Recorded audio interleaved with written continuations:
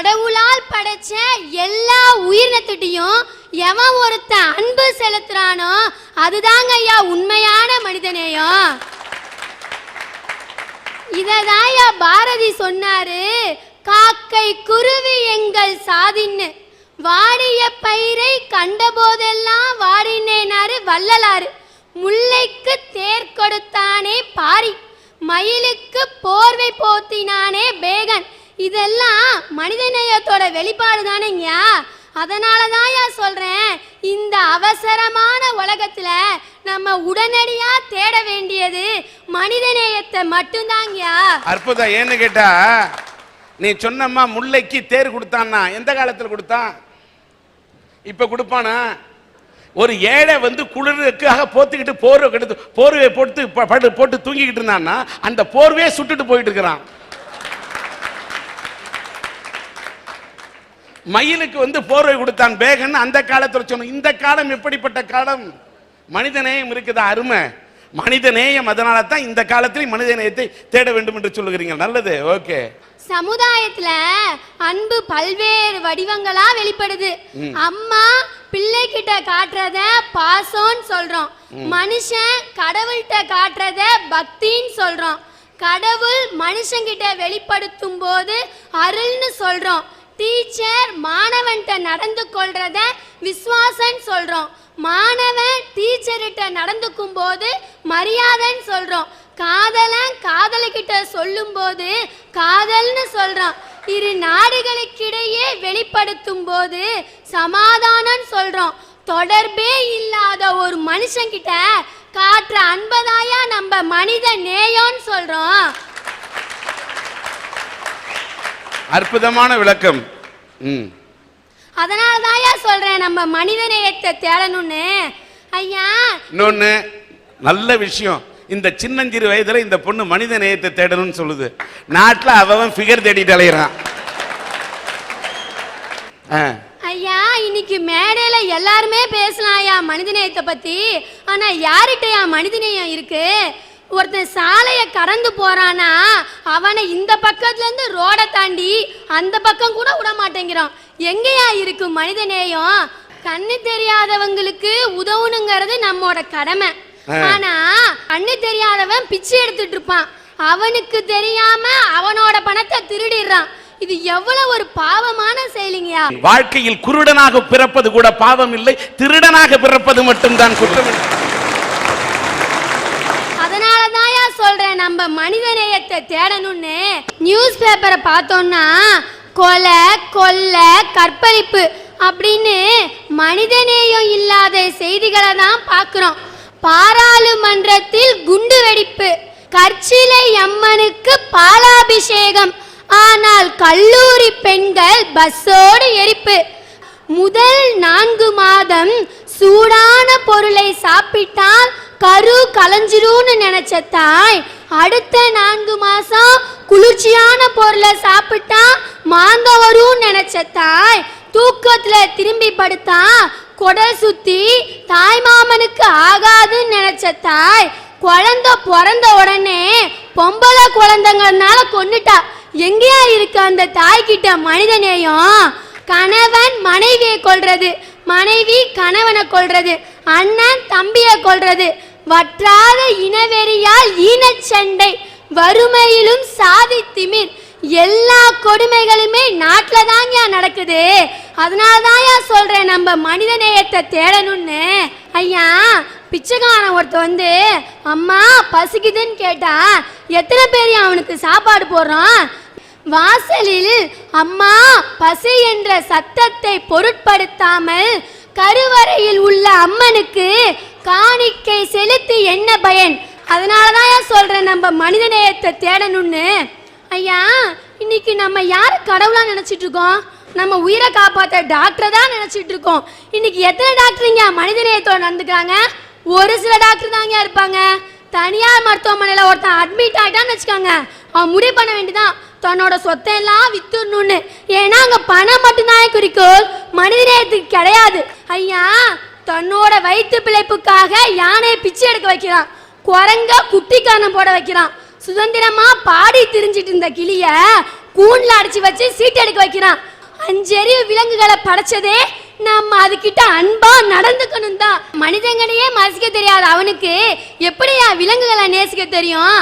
ஒருத்தங்கிட்ட பணம் இருக்கலாம்யா, உறவு இருக்கலாம், தன்னம்பிக்கை இருக்கலாம், பட்டம் இருக்கலாம், பதவி இருக்கலாம். இது எல்லாமே இருந்து அவன் கிட்ட மனிதனேன்னு ஒண்ணு இல்லைன்னு வச்சுக்கோங்க, அவனை ஒரு மனுஷனாகவே இந்த உலகம் மதிக்காதியா.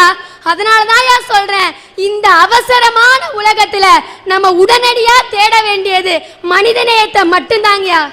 அற்புதம் அற்புதம் அற்புதம், நல்லா பேசுன. உன் பேர் என்னம்மா? இந்த பத்மபிரியா என்ற இந்த பெண், இந்த பொண்ணை பற்றி ஒரு சிறப்பு இங்க நான் இங்கே சொல்ல வேண்டியிருக்கின்றது. வள்ளுவன் 1330 குறளை திட்டி இருக்கின்றான் 133 அதிகாரத்துல. அந்த 1330 குறளையும் இந்த பெண் அச்சு பிழறாமல் அப்படியே அழகாக ஒப்பிப்பார் என்று சொன்னால், இந்த நாட்டிலே 4 குறள் தெரியாத குழந்தைகள்லாம் இருக்கக்கூடிய இந்த நாட்டிலே நான் உன்னிடம் கேட்கின்றேன், 1330 குறள் நல்லா படிச்சிருக்க இல்லையா பத்மபிரியா? அப்படி சொல்ல, உதடு ஒட்டாத திருக்குறள் தெரியுமா? உதடு ஒட்டுகின்ற திருக்குறள் ஒன்று சொன்னோம் தெரியுமாம். உதாரணத்துக்கு உதடு ஒட்டாத திருக்குறளை சொல்லேன். யாதனின் யாதனின் நீங்கியா நோதல் அதனின் அதனின் இளன் வினையால் வினையாக்கி கோடல் நனைகவுள் யானையால் யானையா தச்சு. உதடு ஒட்டும் குறளை சொல். துப்பாக்கு துப்பாய துப்பாக்கி துப்பாக்கு துப்பாய தூவும் மழை பற்றுக பற்றற்றான் பற்றினை அப்பற்றை பற்றுக பற்றி விடற்கு. பரப்பன நீந்துவன ஊர்வன இது குறித்து குறளை சொல்லுக. பூ மலர் வரும் திருக்குறள்கள்.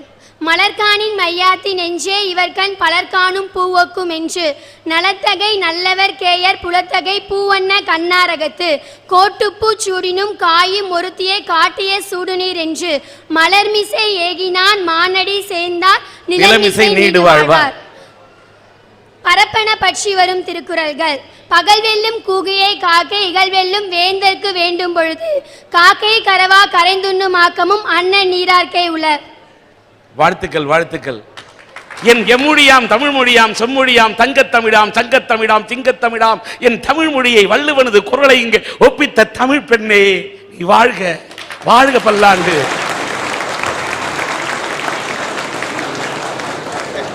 இந்த பொண்ணு 1330 குறளையும் ஒப்பிப்பது சிறப்பல்ல, தலைகீழே அந்த குறளை எழுத முடியும். சும்மா சில பேர் சொல்லுவான் தலைகீழ எழுத வேண்டும், தலைகீழ இந்த பெண் எழுதுமா.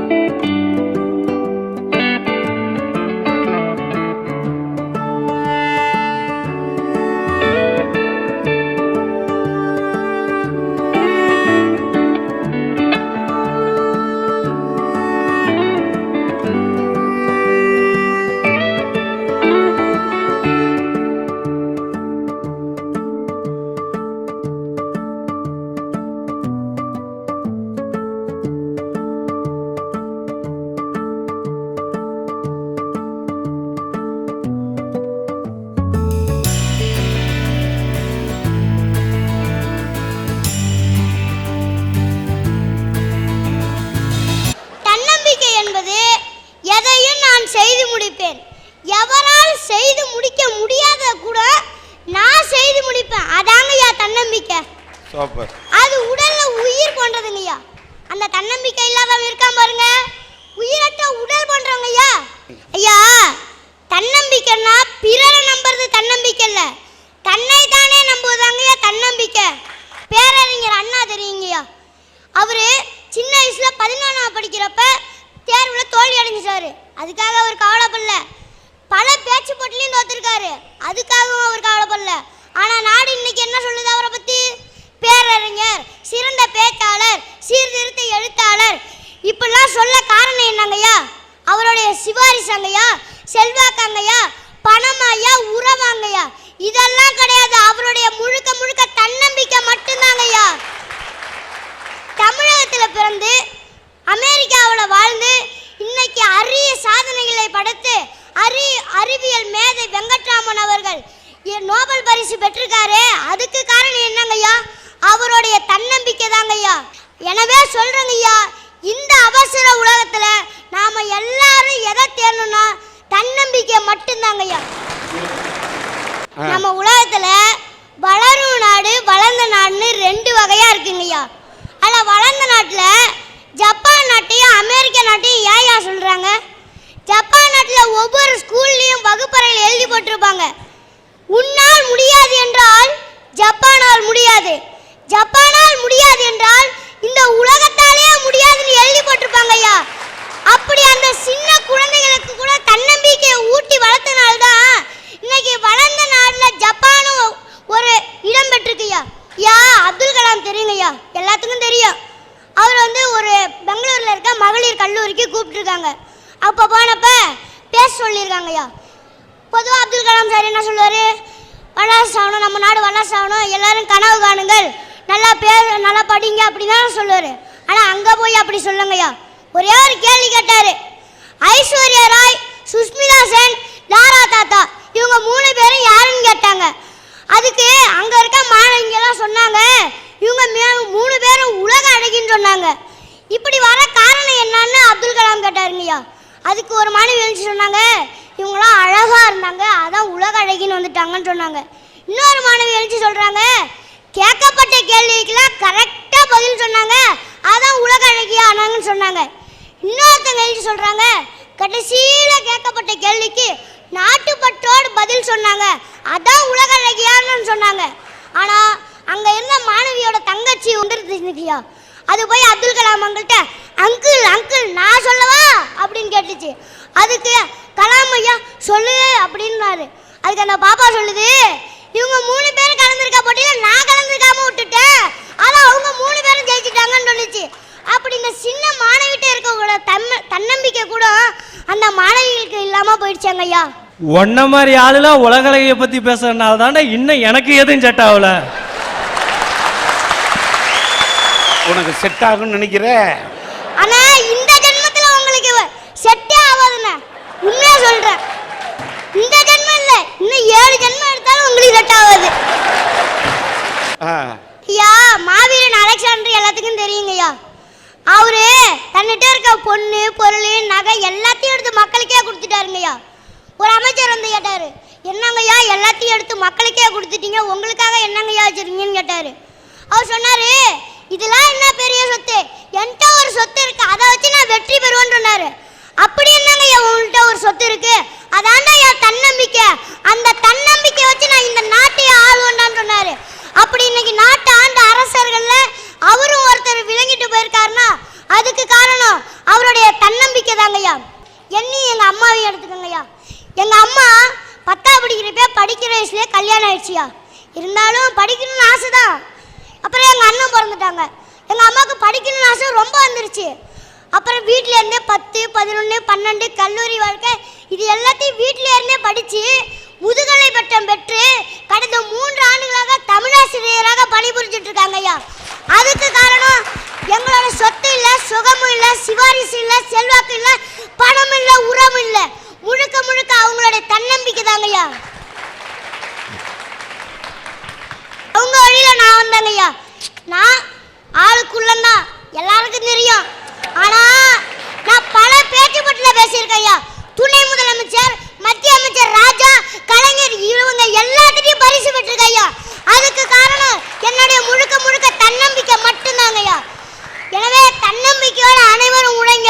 உழைத்தால் தான் உயர்வு பெற முடியும், படித்தால் தான் பதவி பெற முடியும், இவை இரண்டால் தான் பணம் பெற முடியும், பணம் பெற்றால் தான் உறவை பெற முடியும், உறவை பெற்றால் தான் மனித நேயத்தை பெற முடியும், மனித நேயத்தை பெற்றால் தான் ஒற்றுமையை பெற முடியும், ஒற்றுமையை பெற்றால் தான் நம்மை காத்து வரும் இயற்கை வளங்களை நாம் ஒற்றுமையாக கூடி காக்க முடியும். எனவே இந்த அவசர உலகத்தில் நாம் அனைவரும் அவசியமாக எதை தேட வேண்டும் என்றால் தன்னம்பிக்கை ஒன்றுதான்.